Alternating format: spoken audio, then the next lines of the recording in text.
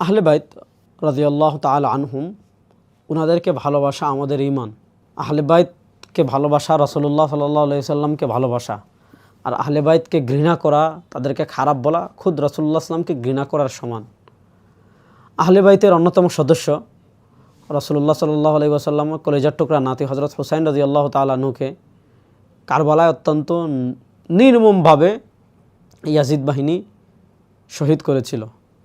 তো কারবালার ঘটনায় সারা পৃথিবীর মুসলমান যারা প্রকৃত মুসলিম এবং প্রকৃত আহলে বাইত এবং সাহাবা ইকরাম রিদওয়ানুল্লাহ আলাইহিম আজমাইনকে যারা ভালোবাসেন, তারা প্রত্যেকেই ব্যথিত, হৃদয়ে ব্যথা অনুভব করেন।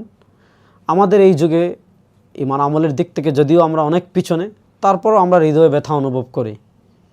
কিন্তু রাফিদিরা এই দিনে যা করে, শিয়ারা অর্থাৎ হযরত হুসাইন রাদিয়াল্লাহু তাআলা আনহুর সুখে তাজিয়া মিছিল বের করা, হাই হুসাইন বলে নিজেকে রক্তাক্ত করা, এই কাজগুলোর সাথে ইসলাম, মুসলমান এবং যারা আল্লাহ এবং রাসূল সাল্লাল্লাহু আলাইহি ওয়াসাল্লামকে বিশ্বাস করে, আহলে বাইতকে মহব্বত করে, সাহাবা ইকরামকে মহব্বত করে, তাদের সাথে এই কাজের কোনো সম্পর্ক নাই।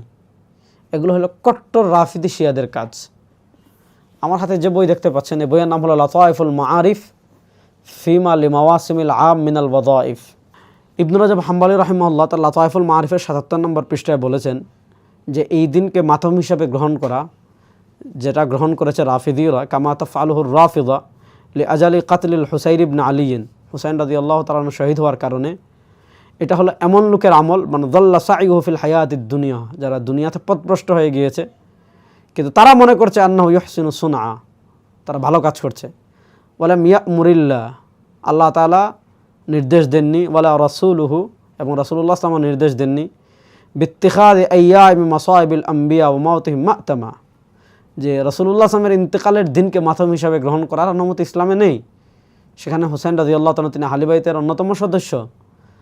কারবালা মাতমের দিন না, কারবালা হলো, কারবালা থেকে আপনি স্পিরিট গ্রহণ করবেন, যে ইসলামের প্রশ্নে আপোষহীন থাকবে, এটা হলো কারবালার শিক্ষা। তো এই যে দেশে, আমাদের দেশে অনেক মানুষ এই কাজগুলো করেন, তো এই কাজগুলো তারাই করে যাদের আখিরাতের কোনো অংশ নাই। এগুলো রাফিজদের কাজ। আল্লাহ তাআলা এই সকল কাজ থেকে আমাদেরকে বেঁচে থাকার তৌফিক দান করুন।